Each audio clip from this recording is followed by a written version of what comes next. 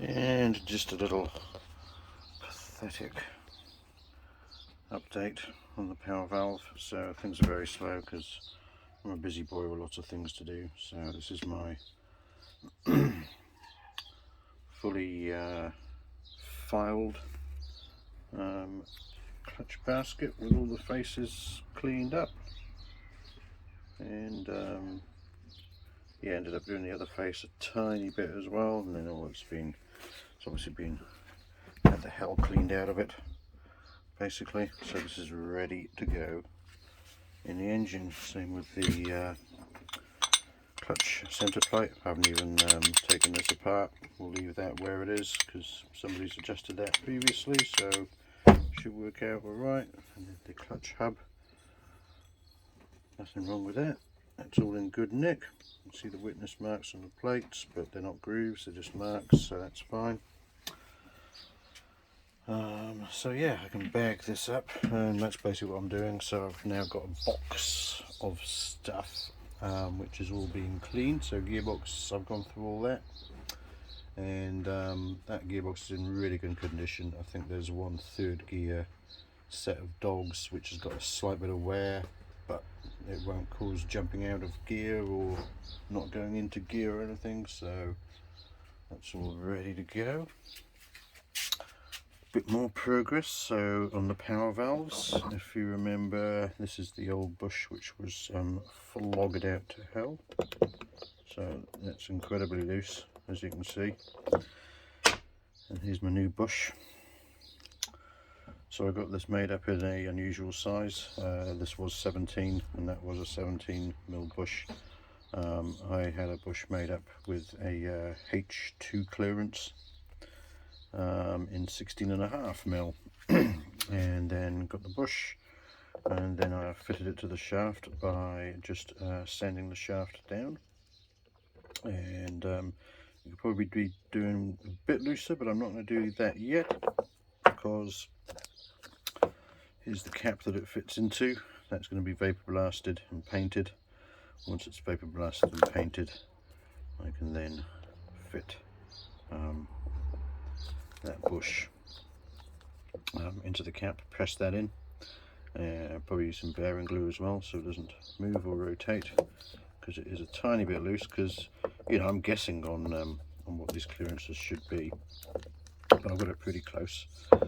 And there's a chance that once you press this in, it's going to shrink up that ID just slightly, and so there's no point doing a final fit of this bush to the shaft until that is pressed in, basically, because that ID might change a little bit. So I'm trying to drop things on the floor.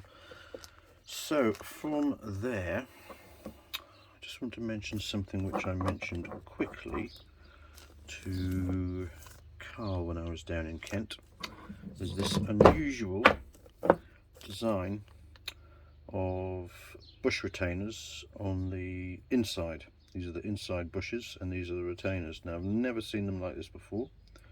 Usually they are just like this, like the end ones, and they don't have that mounting lug.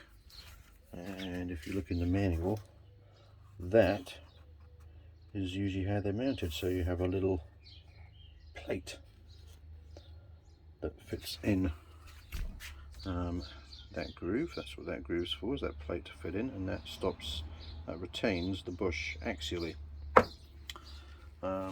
But I don't have that. I have these, and they came with the engine and they fit fine. Never seen them before. They must be aftermarket, but that's what they look like on every power valve I've ever seen. And yeah, you can see item 30 there. That's the outer one. You go to the inner ones, 22, and they're pretty much the same as one. And then there's 24, this little plate that fits in with the screw. But I don't have that. I have that plate, and that bush outer housing is all one thing. So I don't know if Carly got any idea what's going on now or where they came from, but interesting nevertheless. So I'll be keeping them, they're fine. So what I also found whilst rummaging was from old power valve days. I've got complete printed out parts lists, and they've been marked up with various notes and things that I've done along the way, and orders that I've put in. Bob McCleary Yamaha, there you go, Rangiora, New Zealand. So that was the last time I had a power valve, which was an F2, and this is all F2 stuff. So I got a bit of info there, and then in one of my old books, as you know I always do build books, this particular book has umpteen different bikes and all kinds of things: Kawasaki's, Yamahas, Suzuki's, dirt bikes, race bikes, road bikes, all kinds of stuff that I've had. But I did find this, some notes, and I've put fucking power valves in it, and whether that's Welsh or what, I don't know. But yeah, I remember I did actually make up all the bushes and stuff in New Zealand for power valves, because I wanted tighter clearances on the race power valve than you get standard. So I made up all bushes and all kinds of stuff for the power valves. And then I found this. So this is my gearbox modification, and this is the shims that I fitted in between gears on all the shafts. And I tell you what, when I did this, when I shimmed these that power valve gearbox, as I've got here, did it all properly, the difference it made on the racetrack, shifting up and down gears without obviously without a power shifter or a quick shifter, because they're not illegal in classic racing, not in New Zealand anyway, and well, not here either. The difference it made was massive, and I was getting half a second a lap more just by shimming the gearbox, because I knew it was going to go in gear, I knew it was going to hold in there.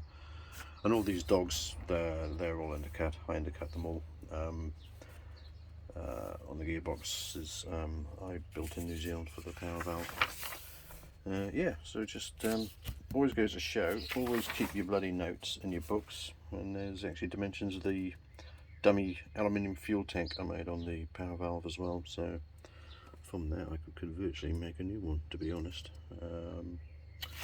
Yeah, so slow progress, but we'll get there.